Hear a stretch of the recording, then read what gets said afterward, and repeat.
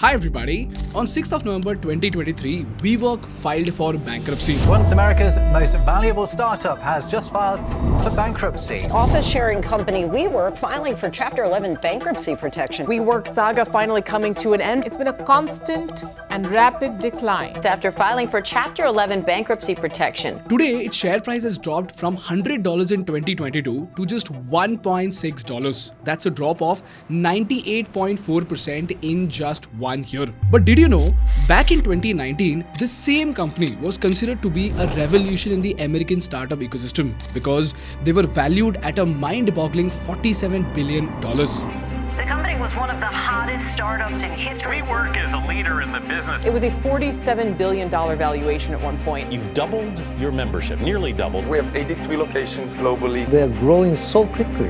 30 cities, 12 countries, 3 continents. And they're investing into the capex. Fun fact, they commanded a $47 billion valuation without ever making a single dollar in profits. Once valued at $47 billion. $47 billion to bankrupt in just 4 years. What do you say to all of the employees, and we're talking about thousands of employees who lost their jobs, but you walked away with more than $1 billion? This perception that I profited somehow while the company was going down is completely false.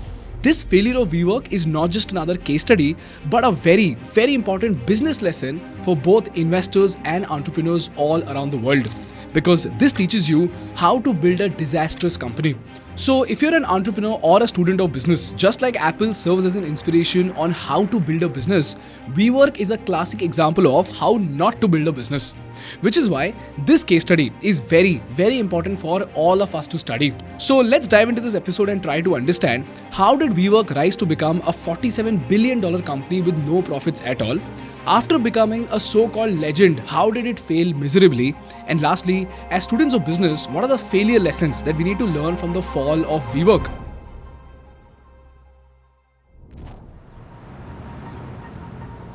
This is a story that dates back to 2008. During this time, the global economy faced a severe downturn, and we all know why. This was the time a decade ago when the financial crisis erupted. Soaring gas prices, falling home prices, and rising unemployment. What kind of recipe is that? Overall, that's a recipe for a recession. We're in an urgent situation. Now it's official, we are in a recession. And the consequences will grow worse each day if we do not act. Long story short, the stock markets were plummeting, many people were losing their jobs, and businesses were struggling to survive. And if you're a business owner, you already know that renting and maintaining an office space is one of the most expensive variables in the finances of the company. And especially in places like New York, the rental expenses were just too high. Now some people might say, bro, you're talking about the 2008 recession. So the rents of these buildings would go down now because due to recession, the demand for these buildings will go down, right? Well, that's what even I thought. But surprisingly, if you look at this graph, during recession, while the cost of owning a house goes down, the rental income either remains stable or sometimes even shoots up during recession. This is because due to cash crunch, business owners often sell their properties for liquidation and move into a rented space to save cost. This is the reason why even during recession, rental expenses were very heavy on the pockets of American companies. And because of this mega trend, 3 things happened in the American market. Number 1, in an attempt to cut costs, businesses were moving out of traditional office spaces and they were looking for more flexible and cost-effective alternatives. Secondly, employers were trying to cut hours and jobs. And lastly, because of both these factors, freelance economy was booming. So more and more people were becoming self-employed. The economic downturn of the past few years has spurred a tremendous growth of freelancers, entrepreneurs, and startup companies. These people all need affordable office spaces, people with whom to network professionally, and flexibility as they grow. So in 2008, the founders of WeWork saw this gap in the market, and to address this, they tried to reimagine the concept of workspaces. Today there's a movement in changing the way people work. You will have on the same floor, you will have graphic designers, maybe an artist, PR companies, marketing companies, and a technology company all on the same floor. And here's how their model actually worked out. During that time, their landlord had bought an empty building and was going to charge $1 per square foot for each 5,000 square foot floor. But this is where Newman had a better idea. He proposed instead of giving a 5,000 square feet space to one company at $5,000, he could split it into 15 units and sell it at $1,000 each. So in the same 5,000 square feet space, they were able to make $15,000 because all these companies, they shared the same space together. So after making $15,000, they would pay the landlord $7,500 instead of his previous benchmark of $5,000. They would pay the receptionist $2,500 per month, and they would keep whatever was left as profit. This is when both these founders saw a huge demand for these shared spaces. So they sold the firm and used the funds to set up WeWork in a larger space in 2010. So in 2008, as they saw the world coming down in the downturn, or the Great Depression, as I've heard some people call it, they noticed a few things. One of them being that sort of the old rules are getting broken. Adam Newman, who founded WeWork, says that it was after the recession they saw a big opportunity. If you want a glimpse of professional paradise, or at least one vision of it, look no further than WeWork. So we have a barista here. We do have a barista here. We've got foosball tables over there. We do have foosball tables over there. It's a unique kind of product that Adam has developed and evolved. And I think a lot of people are going to want to work in that environment. And during this time, WeWork had a lot of demand because of three reasons. Firstly, WeWork spaces were collaborative, flexible and aesthetically pleasing. And more importantly, these office spaces looked like the offices of the future, which was the complete opposite of the cubicle-heavy 20th century office spaces. Secondly, it was a perfect solution in a world that was moving away from ownership, because it was not just WeWork, but even Airbnb and Uber were promoting the concept of shared economy. And most importantly, it was the era of low interest rates. Now, what does this mean? After the 2008 recession, neither the businesses had money nor did the people of America. So the US central bank lowered the interest rate to encourage investment. With no silver bullet for the economy, the Fed fired a shotgun blast. In slashing its benchmark interest rate to the lowest level ever, the Fed said rates were likely to remain at exceptionally low levels for some time. Is that the primary weapon they have at this point? That's the primary weapon they have. So if you look at this graph, the interest rates went down to nearly 0% and remained that way for one full decade. Now, what does this mean? It means that the Central Bank of America was giving out hundreds of millions of dollars to banks like Bank of America at almost 0% interest. So obviously, even Bank of America started giving out loans at very low interest to both people and businesses. This is the reason why a lot of people started borrowing millions of dollars from American banks. So while the businesses were able to resume their production, the people of America had money to buy and invest more. And all this money was being invested into both the stock market and the real estate market. So the stocks went up and the giant companies were buying and building properties right, left and center. And this is where WeWork became an opportunist. To give you an example of the same, let's say big builders like Adani Infra bought big skyscrapers at central locations in the city of America. And after they buy it, getting tenants for such huge buildings is always a hectic and time-consuming process. But this is where WeWork came in and became an opportunist. So if Adani Infra was earning 10 crore rupees per floor per year, WeWork would negotiate a long-term lease agreement with them with the condition that, number one, they would rent the floor for 15 years and number two, they will take 3 floors on lease right away. But in exchange, they would need each floor at a 30% discount at 7 crore rupees per year. Now, if Adani Infra is getting a 3-floor client for 15 years, they would obviously be willing to lease it to WeWork at a 30% discount, right? So then WeWork would acquire these properties, it would renovate them into modern workspaces, and then they would rent these spaces in such a way that they would make 10 crore rupees per year from these office spaces. This way, the developers benefited with long-term clients, WeWork got discount on the rent, and when WeWork rented these spaces out at small prices to small businesses, these small businesses got office spaces at affordable rates. So it was a win-win-win situation.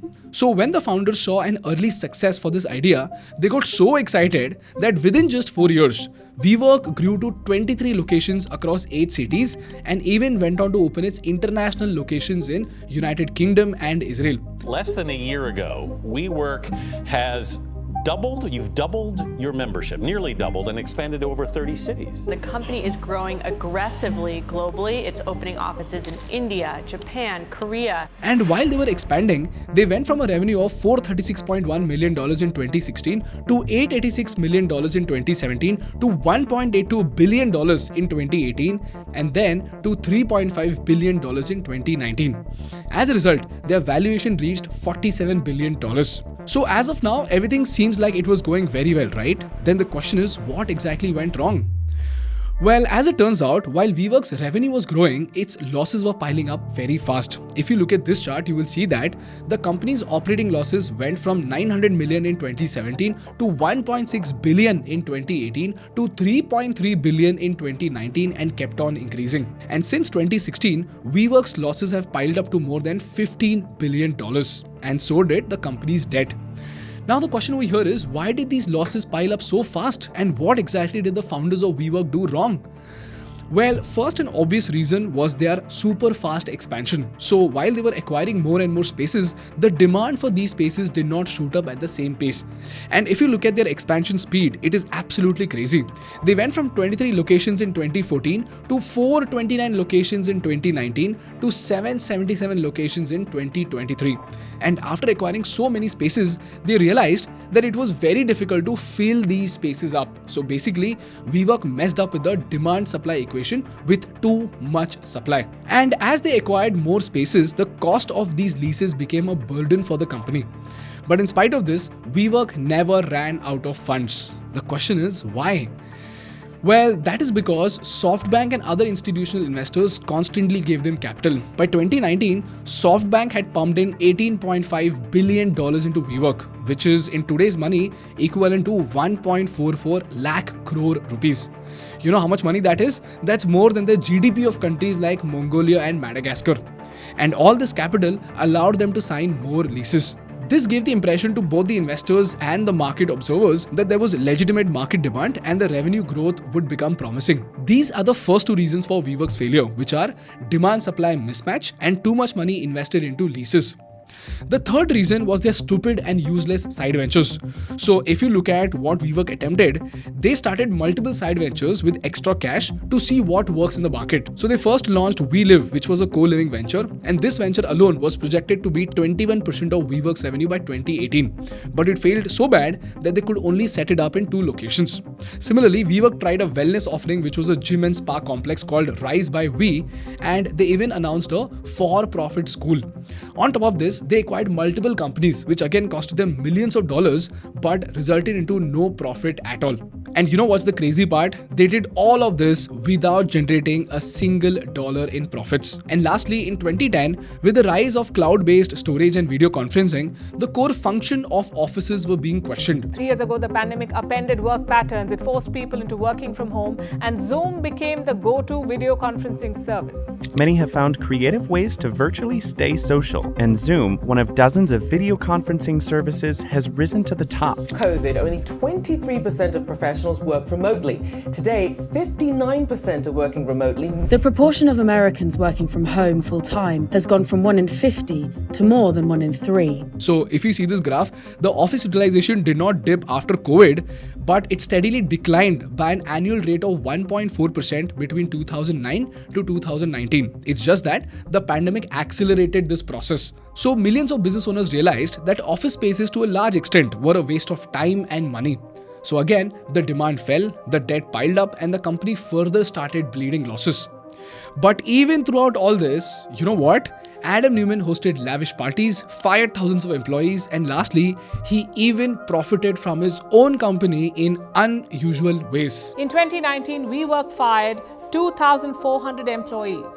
WeWork, the shared office space startup, has decided to lay off around 2,400 employees globally, which is around 19% of its labor force. This was just one of many examples of how the corporate leadership, including Adam Neumann, seemed to find opportunities to enrich themselves at the expense of shareholders and at the expense of the company. So the question is, what exactly did Adam Neumann do? Well, firstly, Adam Neumann was himself a landlord in many properties that were leased out to WeWork. Now, just so you understand, here's an imaginative example to help you understand the situation better. So he bought a floor from the builder for $1 million and he rented that space to WeWork. So even if WeWork didn't make a profit, the founder would still get the rent from WeWork and he would make money. So he was making a ton of money in spite of his company incurring millions of dollars in losses.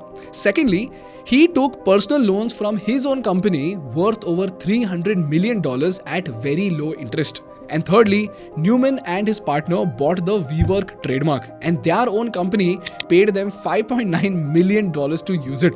So when WeWork pitched an IPO in 2019, all these problems started to come to the notice of the investors and the IPO failed miserably. WeWork's scrapped IPO meant foregoing nearly $10 billion of fresh capital for the company. So with staggering losses and now a dwindling cash on the balance sheet, WeWork is now in survival mode. This is when the company desperately needed a turnaround. So Adam Newman stepped down as the CEO, SoftBank took over ownership, and they floated something called the Special Purpose Acquisition Company, or SPAC, to raise more money and save the company. Now again, this might sound complex, but don't worry, if you understand this using a story, it's very simple. So first, let's start with the definition and then let's go deeper, okay? SPAC, or Special Purpose Acquisition Company, is nothing but a shell company with no commercial operations.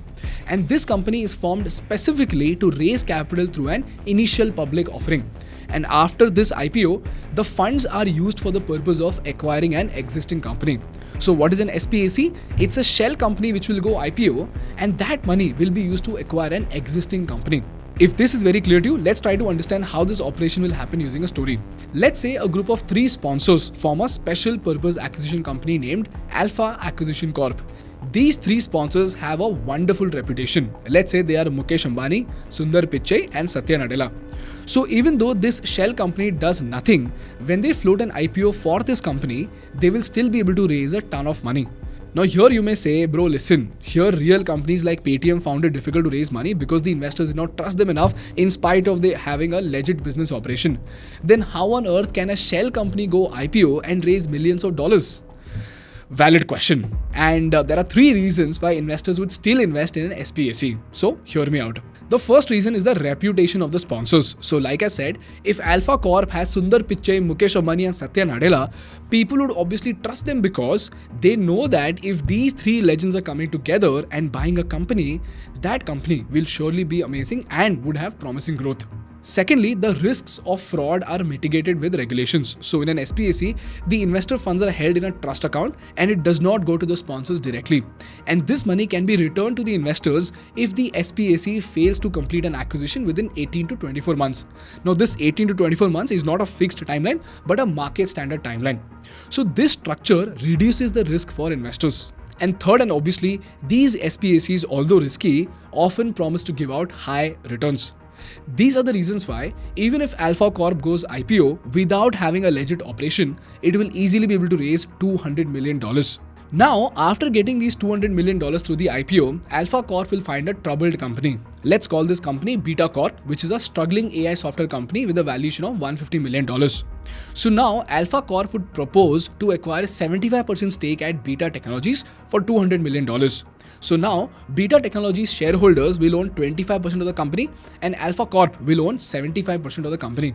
This is how the merger of these companies will happen, where Beta Corp will merge with Alpha Corp. And after this merger is done, the funds from Alpha Corp will be used to stabilize Beta Technologies to pay off the creditors, to invest in growth, and to get the company back on track. So do you see what happened over here? Using the special purpose acquisition company called Alpha Corp, the sponsors were able to raise $200 million and they were able to acquire Beta Corp.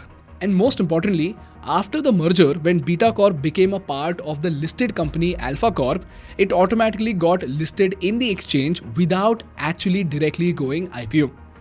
This is how the sponsors can use a special purpose acquisition company to raise money and save a troubled company without taking the company IPO directly. And this is exactly what WeWork did. So just like in our imaginative example, the sponsors came together to form an SPAC called Alpha Corp. In case of WeWork, the sponsors came together to form an SPAC called BoX Acquisition Corp. And then, just like our Alpha Corp went IPO, the BoX Acquisition Corp went through the traditional IPO process. And then, just like Beta Corp got merged with Alpha Corp, this SPAC called BOX Acquisition Corp got merged with WeWork with a valuation of $8 billion. And that's how WeWork got listed without actually going through the conventional procedures. And just like our imaginative example, this SPAC gave WeWork 3 major benefits. Number 1, WeWork went through less scrutiny because they did not go IPO directly.